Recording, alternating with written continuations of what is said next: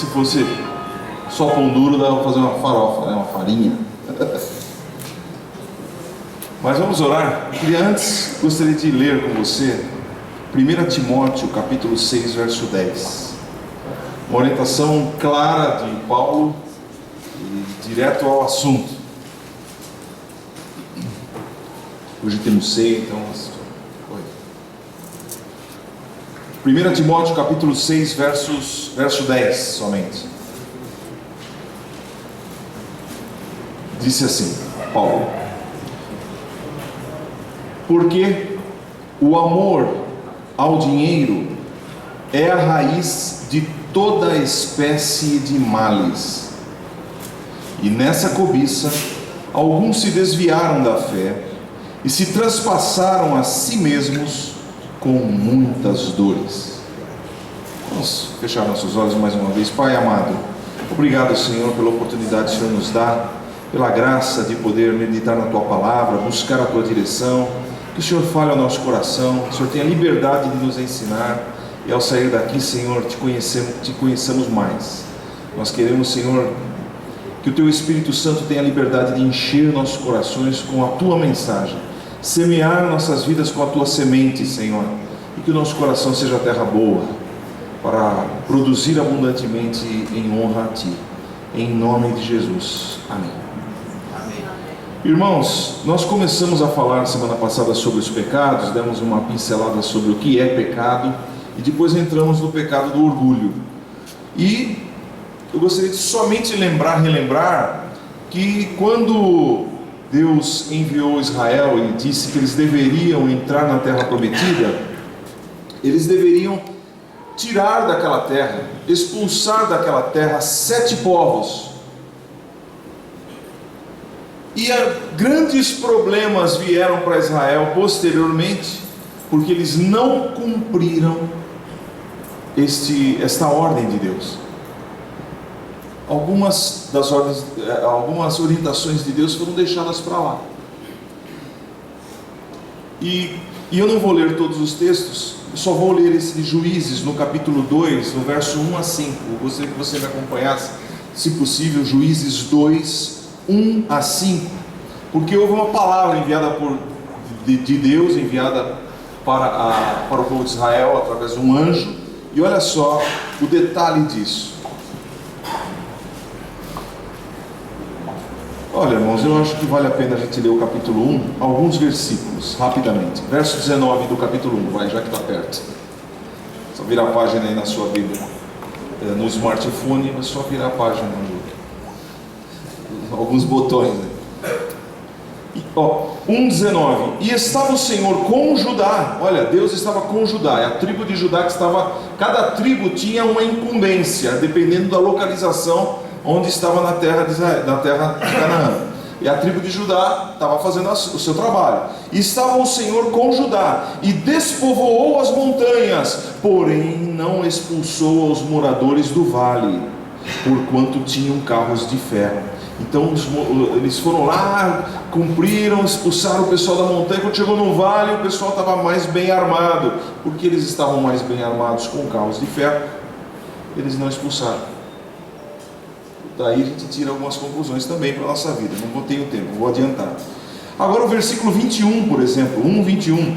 Porém os filhos de Benjamim não expulsaram os jebuseus que habitavam em Jerusalém. Antes os jebuseus ficaram habitando com os filhos de Benjamim em Jerusalém, até o dia de hoje, o dia de Juízes, em que Juízes foi escrito. Verso 27 e 28. Versículo 27 e 28 de Juízes 1.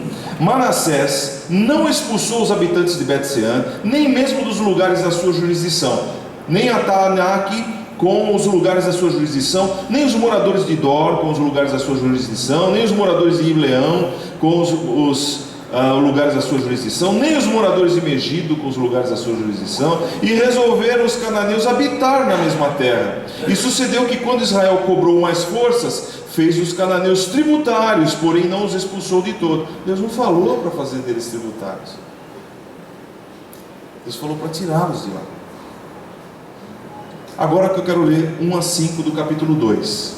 E subiu o anjo do Senhor de Gilgal a Boquim e disse: do Egito vos fiz subir, e vos trouxe a terra que a vossos pais tinha jurado, e disse: nunca invalidarei a minha aliança convosco.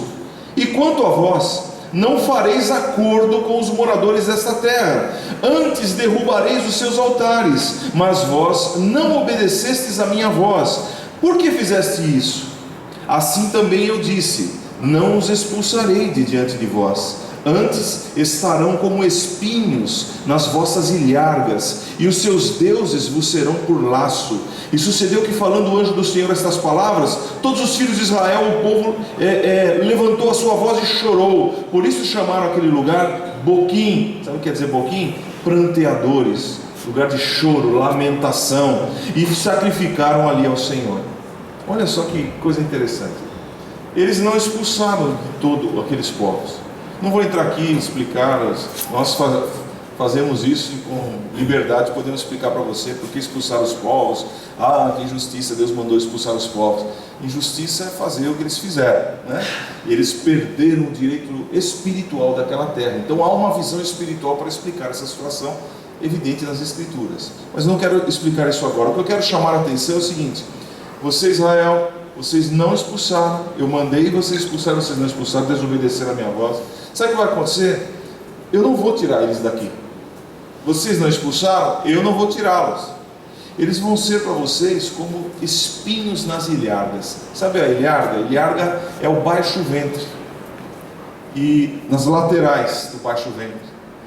Um espinho na região aqui do baixo ventre é chato.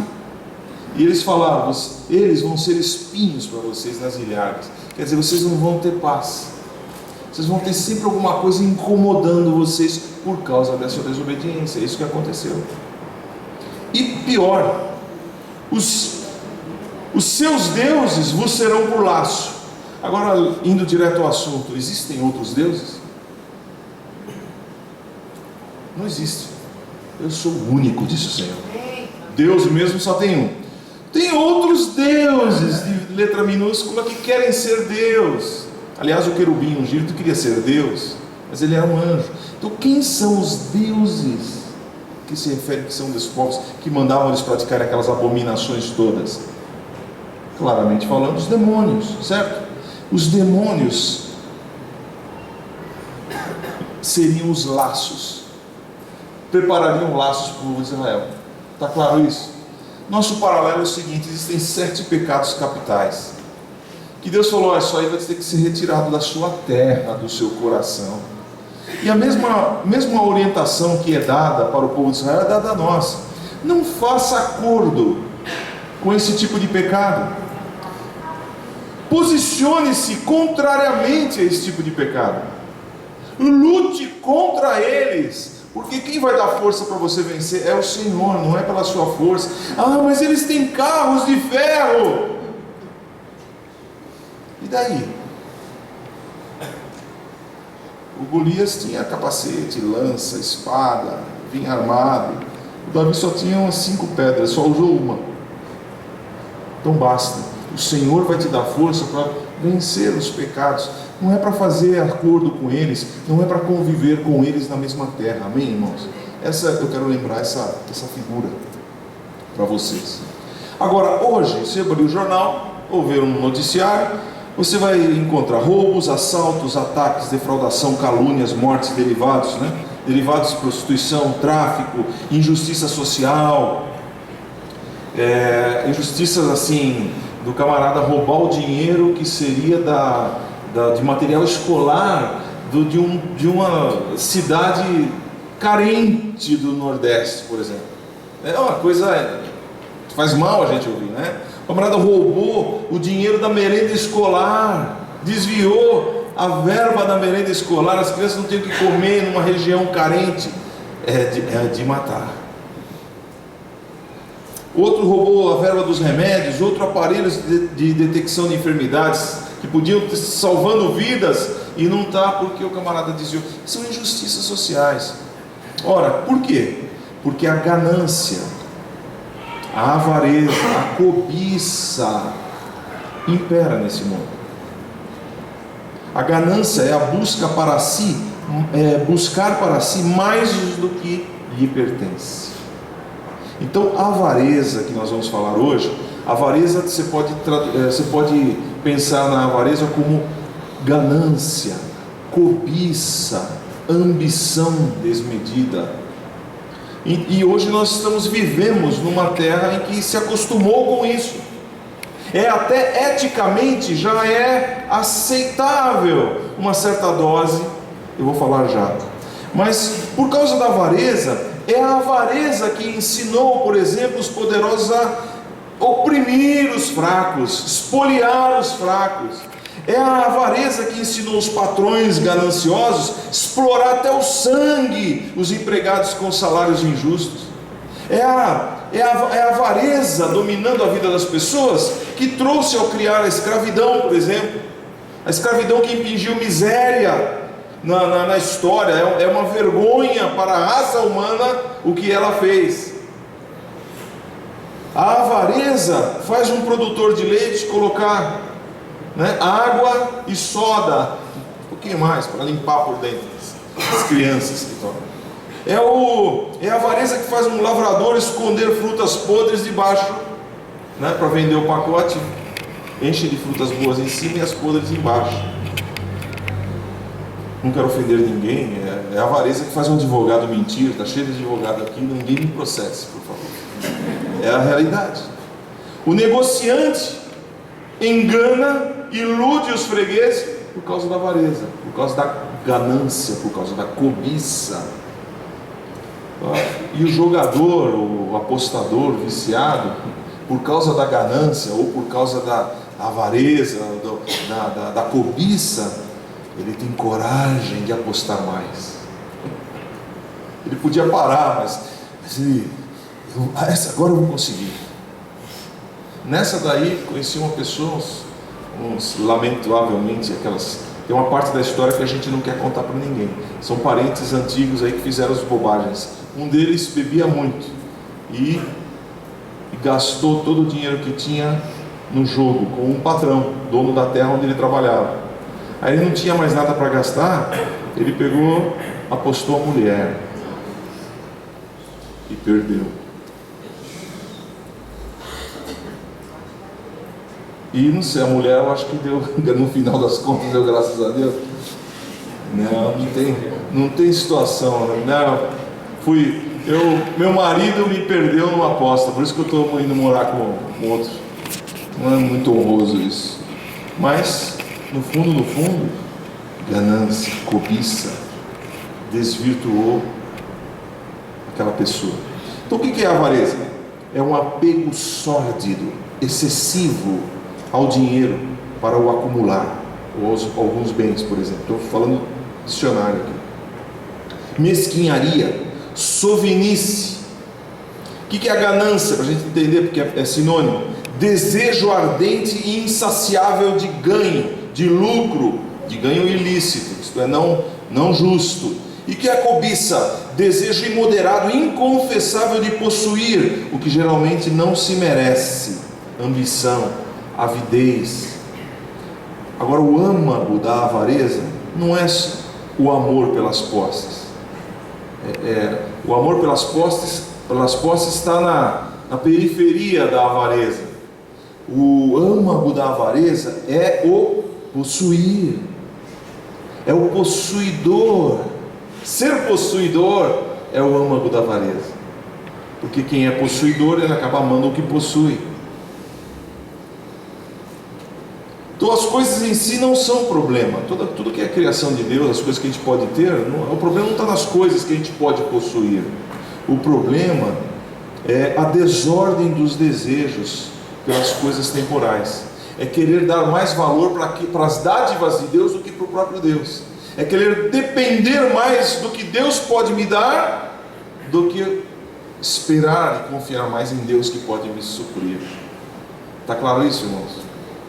Então, um camarada chamado Peter Crift, ele falou: quando uma criatura é tornada a Deus, ela se torna um diabo.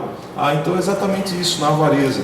Quando aquilo que eu começo a valorizar, os bens, o dinheiro, ou alguma obra, alguma coisa, eu quero possuir, e aquilo se torna o meu Deus, aquilo é o diabo para mim. E os romanos costumavam dizer, os pais romanos costumavam dizer para os filhos assim: ganhe dinheiro honestamente, se possível, mas em qualquer caso ganhe dinheiro. Não importa então se é honesto, desde que você ganhe dinheiro. Então a questão é justamente essa. E a avareza foi retratada de várias maneiras. Eu só notei uma aqui no Purgatório de Dante, tem o Inferno de Dante. O professor, o mestre Rodrigo poderá nos falar posteriormente a respeito. A avareza era tida como alguém que mantém os seus olhos sempre para baixo. Por quê? Os olhos estão só sobre a terra, só sobre os valores da terra, seus interesses estão aqui. Alguém que não olha mais para cima, que não olha para o paraíso, tem suas costas voltadas para cima. E na verdade a avareza se apresentou desde o Éden. Dentre os pecados que foram tentação para Eva, esse também foi um grande, e ela cedeu a essa possibilidade. Então Satanás, com sua palavra, despertou no coração de Eva a cobiça, porque está escrito em Gênesis 3,6: quando a mulher viu que a árvore parecia agradável ao paladar, atraente aos olhos, e além disso desejável para dela se obter discernimento, tomou do seu fruto e comeu, e deu ao seu marido, que comeu também. Então na verdade houve uma atração, ela cobiçou. As palavras de Satanás despertaram a cobiça. Ela deveria dizer não, poderia dizer não, tinha capacidade de dizer não, mas ela cedeu à cobiça, cedeu à raiz da avareza. No mesmo plano, a avareza está no mesmo plano dos pecados viciantes ou dos pecados graves que são listados na Bíblia. Aliás, irmãos, falar de pecado é ruim, tá? Suportem, por favor. Eu vou tentar ser rápido para falar da solução, para a gente poder sentir melhor, porque pecado é ruim mesmo.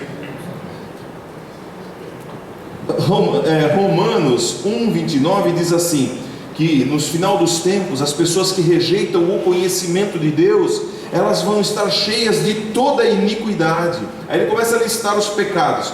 Fornicação. O que é fornicação? É a prática sexual fora da união, da aliança do casamento. Malícia, avareza, maldade, cheios de inveja, homicídio, contenda, engano, malignidade. Quer dizer, aquela lista horrível de viciantes pecados no meio da avareza. E Romanos, no capítulo 13, no verso 9, também está escrito: com efeito, não adulterarás, não matarás, não furtarás, não darás falso testemunho, não cobiçarás. Esse é o mesmo texto do Velho Testamento, em Êxodo 20, onde as leis foram dadas, os 10 mandamentos foram dados ao povo de Israel como a síntese de todos os detalhamentos da lei. Foram dados: não cobiçarás. E se há algum outro mandamento, tudo nesta palavra se resume: amarás o teu próximo como a ti mesmo. Romanos 13, no verso 9 diz: não erreis. Aqui é categórico. Não erreis, nem os devassos, nem os idólatras, nem os adúlteros, nem os efeminados, nem os sodomitas, nem os ladrões, nem os avarentos, nem os bêbados, nem os maldizentes, nem os roubadores herdarão o reino de Deus. Então, Paulo foi claro. Claro que o versículo seguinte ameniza dizendo: e é o que alguns de vós têm sido, mas haveis sido lavados, haveis sido santificados. Quer dizer, nós fomos isso. Isso aqui não é novidade, nós fomos tudo isso, mas o Senhor nos lava, nos purifica e nos leva para a nova vida. Então, quando diz não cobiçarás a casa do Êxodo 20, 17, a ordem de Deus era não cobiçar a casa do teu próximo, não cobiçar a mulher do teu próximo, nem o seu servo, nem a sua serva, nem o seu boi, nem o seu jumento, nem coisa alguma do teu próximo. Irmãos, a gente percebe se existe alguma enfermidade em nosso coração quando a gente não consegue se alegrar, quando o meu próximo tem um sucesso específico. Então, por exemplo, o meu próximo conseguiu comprar um carro novo. Hoje eu vi no jornal lá, Maserati. Puxa, essa aqui vai demorar um pouco para ela. Uma Maserati. Aí ele compra. Aí, se eu me sentir um pouco mal com isso, ajoelha-se diante de Deus. Tem uma semente ali. Como? Você não pode se alegrar com o meu irmão, com a felicidade do seu irmão, da sua irmã? Existem pessoas que são corroídas com esse sentimento, e às vezes não falam porque não sabem que tem uma coisa errada. Mas esse é o objetivo. Você tem que chorar com os que choram e se alegrar com os que se alegram. Bom, vamos adiante que vamos aprender mais aqui. Qual é a principal razão porque a avareza também é tão cruel, tão ruim, não deve estar no nosso coração? Deve ser enfrentada. A avareza, ela é idolatria.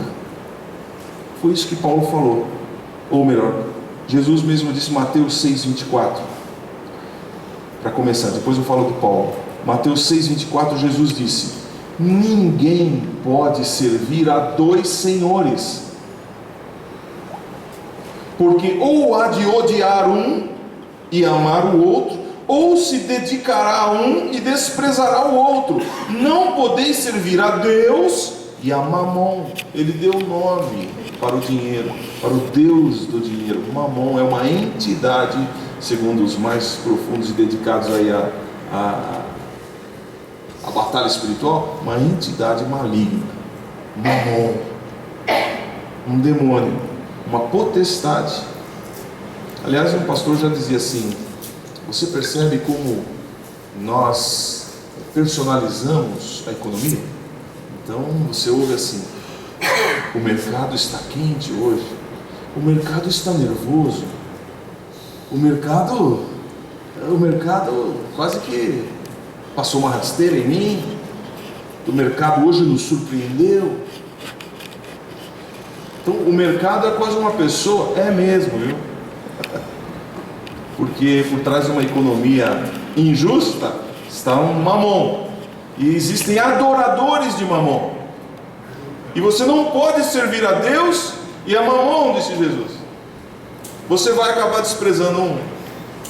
E olha o que Paulo diz em Efésios 5,5: porque bem sabeis isto, que nenhum devasso, ou impuro, ou avarento, o qual é idólatra, tem herança no reino de Cristo de Deus. Então a idolatria está presente quando uma pessoa é avarenta, ela é cobiçosa, ela começa a se endeusar por causa do orgulho. O pecado do orgulho está lá na raiz também. Então o orgulho começa a colocar: eu sou algo divino, eu posso subir além do meu tamanho, da minha estatura. Então eu vou crescendo, eu começo a endeusar o desejo de possuir. Isso é perigoso. Você sabe, né? Já deve ter percebido que o Sol é muito grande em relação à Terra. Ele está na distância certa para nós. Nós não podemos olhar para o Sol. O risco é a cegueira, né? Se você olhar para o Sol, queima a sua retina e tudo mais. Então o Sol é poderoso na sua luz, no seu calor. Mas você sabe que uma moedinha bem pequenininha, talvez de 5, 10 centavos, pode estar tão perto dos seus olhos que lhe impeça de ver o sol? Gostei dessa frase. Uma moedinha de nada fica assim no seu olho, impede de ver o sol. Assim também o amor ao dinheiro pode encher tanto o nosso coração a ponto de excluir inteiramente Deus da nossa vida. Então, quando uma pessoa coloca tão perto de si um valor ínfimo, ela pode estar cobrindo a visão de Deus. A avareza faz exatamente isso: colocar os olhos fora de Deus. Um grupo de turistas encontrou na Califórnia, tem um lugar lá chamado Vale da Morte, né? E é um deserto, tem umas dunas lá. E os turistas estavam viajando ali por dentro, encontraram um esqueleto. E eles foram lá analisar o esqueleto. Diz que na mão entre os ossos da mão do esqueleto tinha umas placas de mica Placas de mica são pedras, na verdade, né? São lâminas, são finas e que tem um brilho metálico. E o brilho que tinha nessa mica era dourado. E o que é, na verdade, eu fui ver a respeito da mica, ela é o material que dá o brilho no granito. Na parte interna que você vê brilhoso, aquilo é mica. E ele achou isso nas andanças dele lá. Acontece que ele se perdeu, provavelmente, e havia os veios dourados, então ele tinha aquilo na mão, nos bolsos, e ele pensava provavelmente que era ouro, e na verdade não era. Era uma composição lá que não era ouro, parecia um metal dourado. E embaixo do esqueleto tinha um papel que deixou escrito. Aí tiraram o papel, estava escrito assim: morri rico. Que tristeza. Pelo menos ele estava enganado, ele pensou que estava rico e morreu, né? Se ele soubesse ainda que aquilo lá não era ouro, pior ainda.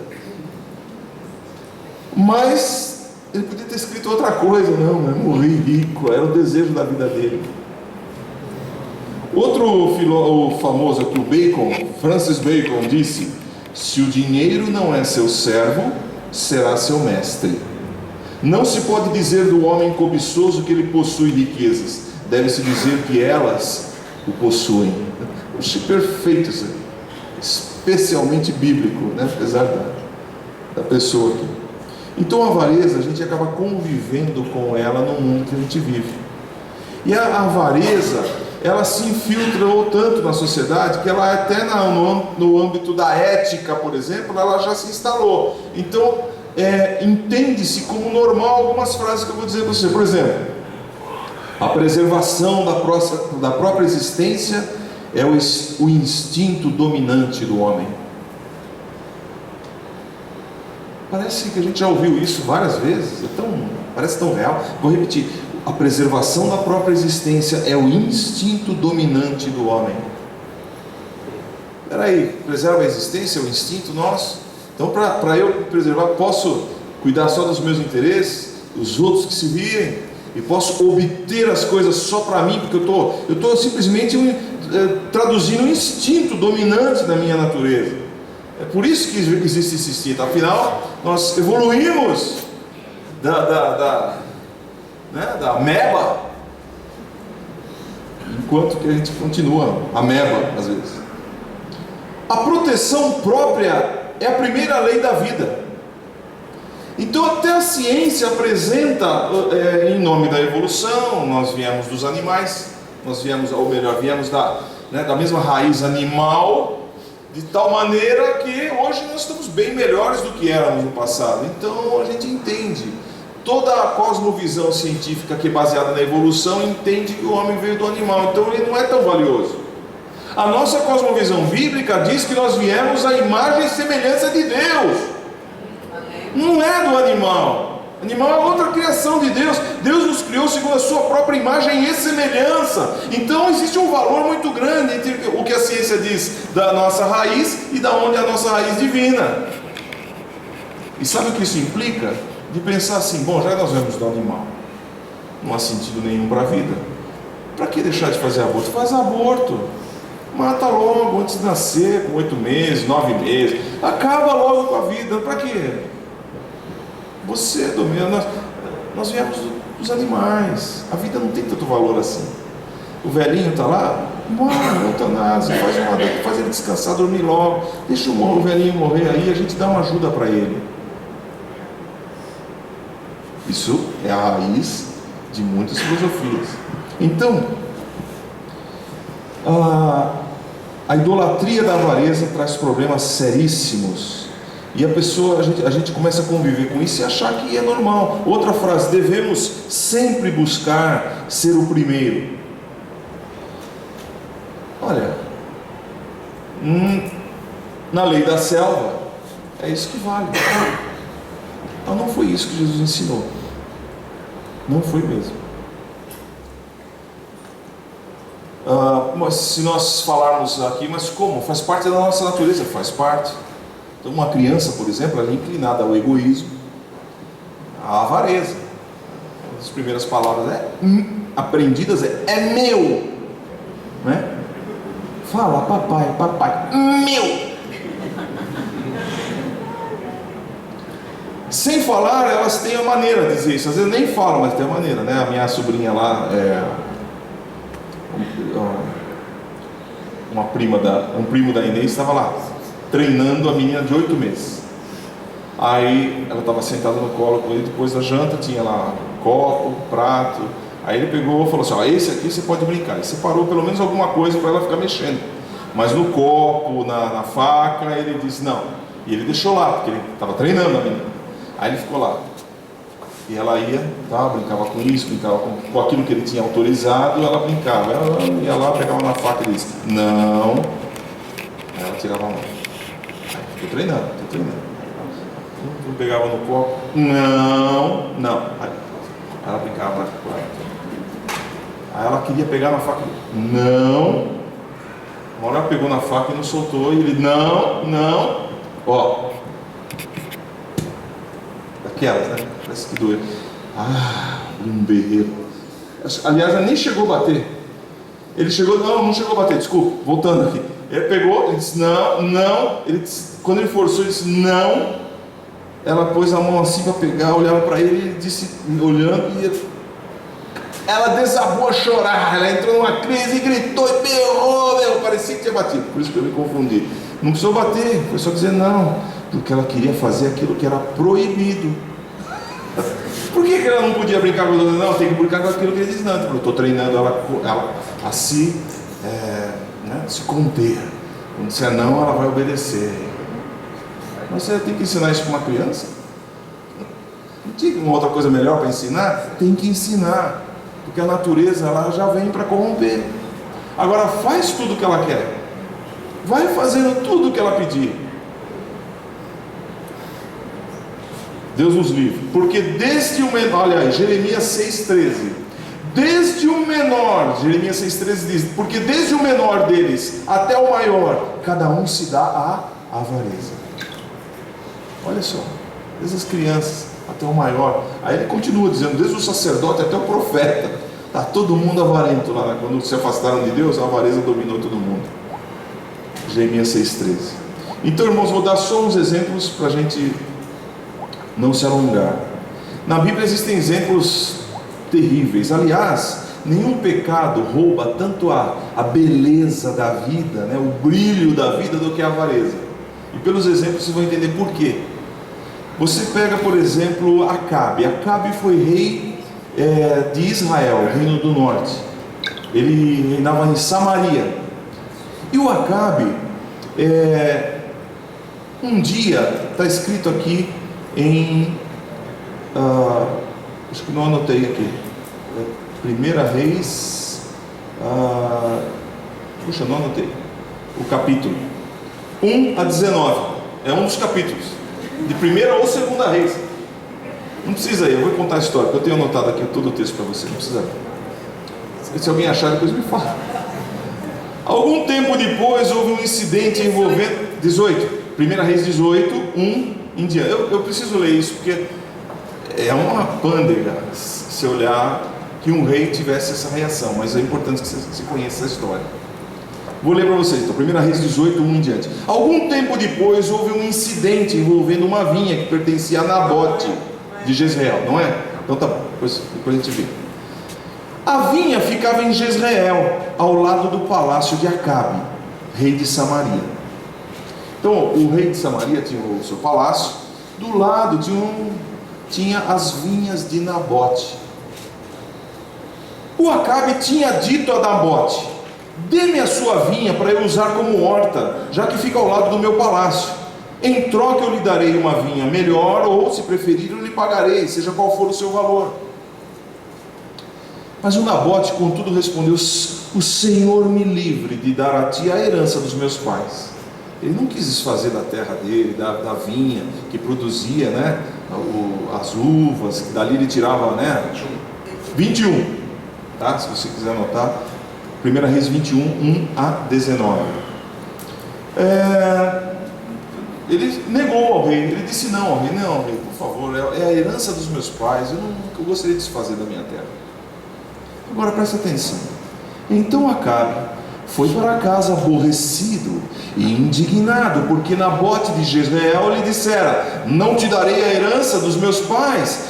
Deitou-se na cama, virou o rosto para a parede e recusou-se a comer, coitadinho. O Acabe deve ter feito o biquinho. Ficou triste o rei. Mas ainda bem que ele tinha uma mulher que o elevava, irmãos.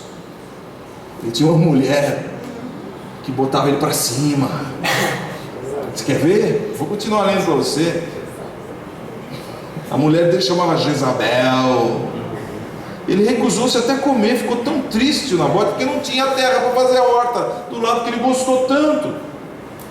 Como é que será que ele era quando era criança, esse menino na cara? Bom, aí veio a mulher dele no verso 5. Sua mulher Jezabel entrou e lhe perguntou: por que você está tão aborrecido? Por que não come? E ele respondeu: porque eu disse a Nabote de Jezreel: venda-me a sua vinha, ou se preferir eu lhe darei outra vinha em lugar dessa. Mas ele disse: não te darei minha vinha. E disse-lhe Jezabel, sua mulher: é assim que você age como rei de Israel? Levante-se, coma, anime-se, conseguirei para você a vinha de Nabote de Jezreel. Deixa comigo. Essa aqui é a mulher, rainha. Então ela escreveu cartas em nome de Acabe, pôs nelas o selo do rei e as enviou às autoridades e aos nobres da cidade de Nabote. E naquelas cartas ela escreveu: decretem um dia de jejum e ponham Nabote sentado num lugar de destaque entre o povo, e mandem 2 homens vadios, ou 2 homens de Belial, gente má, marginais, sem malignos, sentar-se em frente dele e façam com que testemunhem que ele amaldiçoou tanto a Deus quanto ao rei. Levem-no para fora e apedrejem-no até a morte. Olha que mulher legal. Sabe o que ela fez? Porque quando ela tinha 2 pessoas que levantassem uma testemunha, aquela palavra era verdadeira. Ela falou assim: inventem uma falsa acusação contra ele para matá-lo. E ela mandou documentado no nome do rei. E decretaram, verso 12, está no 11, as autoridades dos nomes da cidade de Nabote fizeram conforme Jezabel os orientara nas cartas que ele tinha escrito. Decretaram jejum, fizeram Nabote assentar-se no local destacado no meio do povo. Então 2 homens vadios ou malignos vieram, se sentaram em frente dele e o acusaram diante do povo, dizendo: Nabote amaldiçoou tanto a Deus quanto ao rei, por isso o levaram para fora da cidade e o apedrejaram até a morte. Então mandaram informar a Jezabel: Nabote foi apedrejado até a morte, está morto. Assim que Jezabel soube que Nabote tinha sido apedrejado até a morte, disse a Acabe: levante-se e tome posse da vinha que Nabote de Jezreel recusou-se a vender-lhe. Ele não está mais vivo, está morto. Quando Acabe ouviu que Nabote estava morto, levantou-se e foi tomar posse da vinha. Então a palavra do Senhor veio ao tesbita Elias. Elias era profeta de Deus. Vai encontrar-se com Acabe, rei de Israel, que reina em Samaria. Agora ele está na vinha de Nabote para tomar posse dela. Diga-lhe: assim diz o Senhor: você assassinou um homem e ainda se apossou de sua propriedade? E acrescentou: assim diz o Senhor: no local onde os cães lamberam o sangue de Nabote, lamberão também o seu sangue. Isso mesmo, o seu sangue. E ainda deu uma lista dos males que ia acontecer com ele. Irmãos, o Acabe concordou com isso. O Acabe era um homem sem temor de Deus. Ele tinha medo de Elias. E Elias chegou lá e falou: assim diz o Senhor, e falou na frente dele. Podia ter morrido o Elias, mas o Acabe não tinha estrutura para suportar. Mas veja o que a cobiça fez com alguém que tinha poder. Um exemplo: Acabe foi uma tristeza. Aliás, o reino do norte foi totalmente destruído, levado pelos assírios, e nunca mais se levantou. As tribos do norte foram perdidas na história. Então a avareza, irmãos, é uma praga terrível que destrói e engana o homem. E a avareza, volto a falar, não precisa ser de uma pessoa que tenha muito, não. Existem pobres avarentos, existem pessoas que têm pouco recurso e são avarentos, porque o âmago da avareza está em possuir. E a avareza tem dois aspectos. Um é não só buscar obter bens, mas é a questão de manter os bens que tem, porque alguns são avarentos na forma de manter os seus bens, tanto quanto em buscar ter os bens, de possuir. Então, outro exemplo que Jesus dá é o homem rico. Jesus disse aqui em Mateus 12, 16 a 21, Lucas 12, 16 a 21. Então lhes disse: cuidado, fiquem de sobreaviso contra todo tipo de ganância. A vida de um homem não consiste na quantidade dos seus bens, disse Jesus. A sua vida não depende disso. Então lhes contou esta parábola: a terra de certo homem rico produziu muito bem. Ele pensou consigo mesmo: o que eu vou fazer? Eu não tenho onde armazenar minha colheita. Então disse: já sei o que eu vou fazer. Eu vou derrubar os meus celeiros, construir outros maiores, e ali guardarei toda a minha safra e todos os meus bens, e direi a mim mesmo: você tem grande quantidade de bens armazenados para muitos anos. Descanse, coma, beba e alegre-se. Contudo Deus lhe diz: insensato, tolo, esta noite a sua vida lhe será exigida. Então quem ficará com o que você preparou? Assim acontece com quem guarda para si riquezas, mas não é rico para com Deus. Então a avareza tem a ver em ser pobre para com Deus.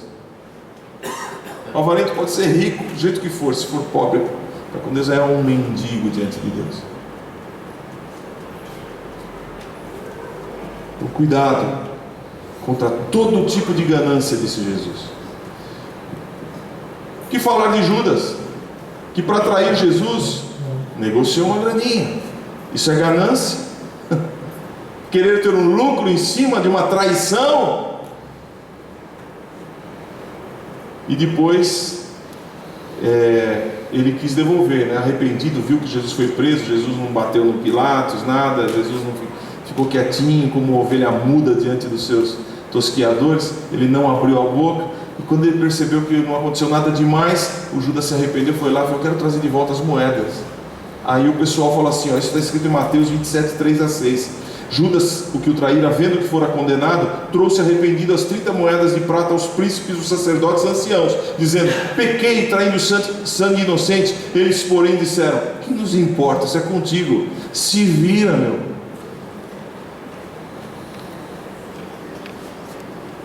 E ele, atirando para o templo as moedas de prata, retirou-se e foi se enforcar. É isso que eu quero dizer para você, lembrando o que eu disse no começo: a avareza tira a beleza da vida. O Acabe já era rei, ele tinha vinha para dar, tinha dinheiro para pagar, mas por causa da cobiça de uma coisa ali, de um vizinho, ele não conseguiu aquilo tirou a alegria da vida dele. Olha que coisa terrível. O Judas viu tantos milagres de Jesus, fez milagres, porque todos os discípulos de Jesus, em nome de Jesus, expulsaram demônios, curaram enfermos, fizeram em nome de Jesus, e ele não curtiu nada disso. A avareza dele matou ele antes dele se matar. O filho pródigo, o filho esbanjador, pródigo aqui significa esbanjador. O que é senão a cobiça, a avareza ou a ambição, estimulando ele a dizer para o pai: pai, dá a minha parte da herança. Principalmente sabendo que naquele tempo nenhum filho poderia dizer para o pai: dá a minha herança. É o pai que deveria dizer para o filho: estou ficando velho, agora chegou a hora de eu dividir a herança. Porque quando um filho pedia a herança para o pai, ele estava dizendo para o pai assim: para mim você morreu, eu quero a parte da minha herança, dá aí a minha parte. E foi e esbanjou tudo. Então, contraponto: como é que a gente vai combater a avareza? Em maior ou menor grau. Se eu sou avarento, e se eu me enxerguei agora em alguma área da minha vida, eu sou apegado, isso é tão importante para mim, será que eu Estou idolatrando algumas coisas? Idolatrando possuir algumas coisas? E se eu tenho algo, como é que eu vou fazer? Para onde eu corro? Primeiro eu vou pedir a Deus, vou confessar. É um pecado? Confesse a Deus o seu pecado, seja ele qual for. É avareza? Vamos confessar? Vamos. Aí, depois, vamos investir no contraponto. Bem-aventurados misericordiosos, disse Jesus, porque alcançaram a misericórdia. A misericórdia é como é que se diz, contra o veneno? O antídoto para a avareza. Misericórdia. O que quer dizer misericórdia? Misericórdia, a própria palavra, né? Misericórdia, sentir, é alguém que sente a misericórdia, ou sente a miséria no coração, do coração do outro. Ele sente a miséria do outro no seu coração. Então a misericórdia é uma maneira de praticar e romper com a avareza. A avareza, eu quero obter, eu quero sentir o prazer de possuir. Na misericórdia eu tenho que dar e pensar no outro. Então tem um epitáfio antigo que diz assim: o que guardei, perdi. O que gastei, eu tive. E o que dei, eu tenho. Interessante. Então misericórdia é preciso. Olha, sabia, por exemplo, que existem pais que não são misericordiosos com seus filhos? A misericórdia significa ir além da lei. Então às vezes nós somos muito legalistas, mas Deus não é assim com a gente. Se Deus nos tratasse segundo os nossos pecados, onde estaríamos? Então o que Ele tem feito conosco? Agido com misericórdia. Então tem uma descrição interessante de misericórdia e graça que diz: misericórdia é quando eu não recebo o castigo que mereço. Isso é misericórdia. Eu era digno de receber um castigo, mas Deus pega e fala assim: não vou te dar esse castigo. Isso é misericórdia. Quando eu não recebo o castigo que eu mereço. E graça é quando eu recebo um benefício que eu não mereço. Ser beneficiado imerecidamente. Isso é graça. Então a misericórdia, é preciso praticar a misericórdia, entender o coração do outro. E nós precisamos orar e pedir: Senhor, às vezes a gente tem que se modificar o nosso pensamento. Nós somos acostumados a pensar somente na maneira da gente pensar, a maneira egoísta de pensar, uma maneira autocentrada. Como é que eu vou pensar agora no meu? Então é mais fácil ser legalista com meu filho e com a minha filha. É mais fácil ser rígido com o meu próximo. É mais fácil ser inabalável. Eu vou cumprir aquilo, ser rígido. Mas a misericórdia vai além. Então é preciso praticar isso ao redor. Ser misericordioso não significa ser misericordioso, ser conivente com o mal. Mas você vai entender quando eu vou ler alguns textos para a gente terminar. Misericórdia, ela tem um ápice. Ela começa pequena, ou você pode demonstrar misericórdia para quem está do seu lado, da sua família. Isso é já um treinamento. Mas a misericórdia tem que ir além. Então você começa a amar alguns parentes que fizeram mal para você. Então você começa a buscar de Deus condições de amar parentes que não te amam, ou pessoas. Aí você vai estendendo vai crescendo, vai evoluindo vai crescendo nessa busca, e você vai chegar e falar: bom, agora eu devo ser amigo de quem desprezou a minha amizade. Eu devo fazer o bem para aquele que me perseguiu. Eu devo começar a amar quem é meu inimigo. Aí você está indo para a misericórdia no nível do Senhor. Você vai chegar lá. Então, quer ver? Eu vou ler esses textos para a gente entender. Lucas 6, 35 a 37 diz assim: Jesus falou assim. Lucas 6, acho que desde o 32, a gente pode ler. Lucas 6, 32 em diante diz assim: Vamos ler só o 32. Que mérito vocês terão, disse Jesus, se amarem aos que os amam? Você casou, você ama com a sua esposa, você ama a sua esposa? Grande mérito. Você ama a sua esposa? Muito bem, então... Que mérito vocês terão se amarem aos que os amam? Amar quem ama você é fácil. Até os pecadores amam aos que os amam. Esse é o verso 32. Agora vamos ao 35 do 6. Lucas 6, 35. Amem, porém, os seus inimigos. Façam-lhes o bem e emprestem a eles, sem esperar receber nada de volta. Isso aí é duro, hein? Você vai emprestar, mas não vai esperar que ele devolva. E é seu inimigo. Isso é ser bondoso, hein? Então a recompensa que terão será grande, e vocês serão filhos do Altíssimo, porque Ele é bondoso para com os ingratos e maus. Sejam misericordiosos, assim como o Pai de vocês é misericordioso. Opa! Aqui está um desafio digno de um cristão. Percebe que Jesus ultrapassou os limites da lei? A lei dizia, você não pagou, então vamos conseguir assim, você vai ficar devendo, papapá. Jesus falou, você vai emprestar e não vai esperar nada de volta. Você vai ser bobo? Não, isso é ser livre. Essa também li outra frase que eu gostei. O camarada falou assim, meu pai, mais ou menos assim, meu pai me ensinou que eu não deveria pôr o coração nas riquezas, porque um dia elas poderiam me dominar. Então, gente, a partir de hoje, eu quero declarar a todos que eu sou livre. A casa dele tinha acabado de pegar fogo, ele perdeu tudo. O consolo dele estava a lembrar que o pai dele falou assim, não sou apegado a nada, eu sou livre. Que bom, boa posição. Mas Jesus falou também em Mateus capítulo 5, verso 44. Mateus 5, 44 até o 48.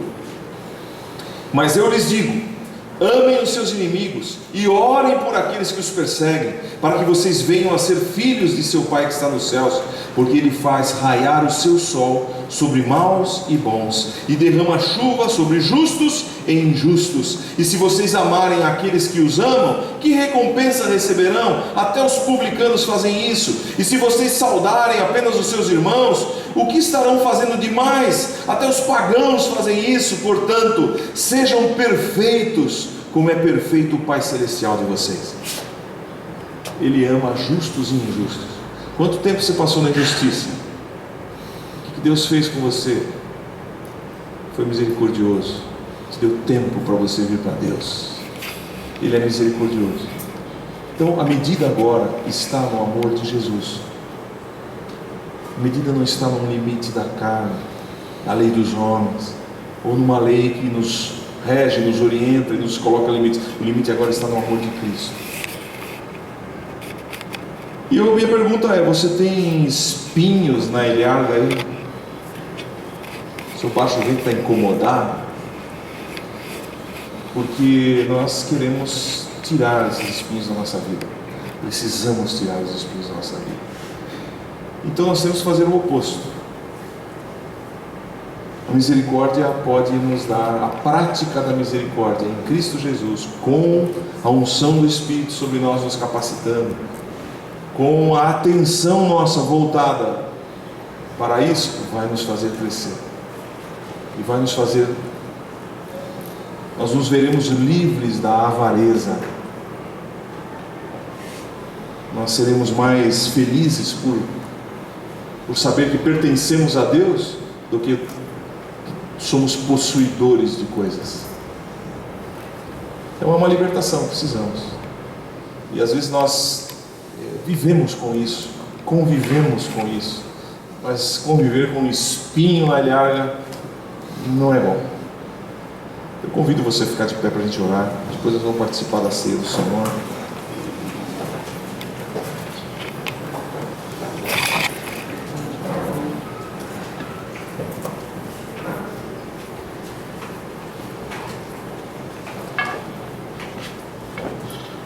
Pai amado, nós sabemos que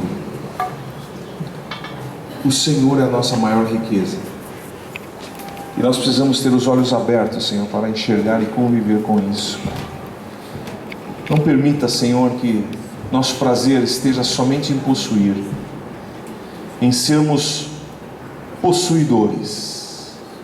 Que a satisfação seja somente encontrada quando nós possuíssemos algo, porque essa é a linguagem consumista do mundo, Senhor. Existe algum prazer. A ciência explica até a serotonina que é liberada na compra de algo que se deseja, que se cultivou o desejo de comprar. Quantas pessoas se tornam até viciadas em compras, compulsivamente saem para gastar e gastam os cartões e gastam dinheiro, porque aquilo lhes traz alguma satisfação momentânea e que logo vai embora e que precisam buscar novamente. São viciados em possuir. Senhor, o inimigo quer usar, Senhor, essa escravidão para transformar-nos em pessoas aprisionadas. Nós não queremos, Senhor, ainda que possuamos muitas coisas, porque possuir as coisas que o Senhor nos dá é bênção, mas nós não queremos ser possuídos por elas. Nós queremos ser livres, Senhor. Dizer como Paulo: eu sei viver contente em toda e qualquer situação, sei ter em abastança, sei não ter nada, porque o Senhor me fortalece, o Senhor nos dá força, o Senhor é a nossa riqueza. Então, Senhor, ajuda-nos agora a nos desfazer, a não ter nenhum acordo com a avareza em nosso coração. Senhor, se em alguma área que nós estamos, Senhor, sendo avarentos, estamos sendo cobiçosos, estamos sendo gananciosos, ambiciosos, se o nosso desejo está adoecido, Senhor, nós queremos te confessar e dizer diante de ti: Senhor, toma nas tuas mãos isso. Meu desejo precisa do teu controle. Espírito Santo, o Senhor é o único que pode gerar em nós o domínio próprio. A temperança é fruto do teu Espírito, não é a nossa força. Senhor, a nós nos cabe somente nos dobrar diante de ti e dizer: Senhor, perdoa os nossos pecados. Senhor, te confesso que sou avarento, que sou ganancioso, ambicioso, que meus desejos estão em desordem. Eu quero que o Senhor ponha ordem no meu coração e na minha vida, que os valores sejam postos nos lugares certos. Eu quero valorizar o que o Senhor é para mim. Eu quero valorizar o que as pessoas ao meu redor são para mim. Eu quero investir na vida delas. Eu quero usar de misericórdia, Senhor, quando elas precisarem de misericórdia. Eu quero usar, Senhor, de misericórdia para aqueles que não têm misericórdia, para aqueles que não conhecem o que é misericórdia.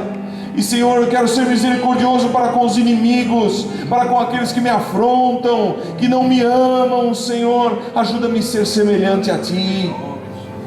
Senhor, seja essa a nossa oração diante de Ti, Pai, porque essa foi a Tua prática de vida.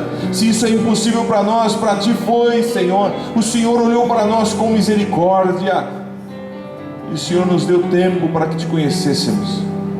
Ajuda-nos, Senhor, a sermos pacientes também com aqueles que ainda não estão, Senhor, do jeito que precisam estar, segundo os nossos olhos.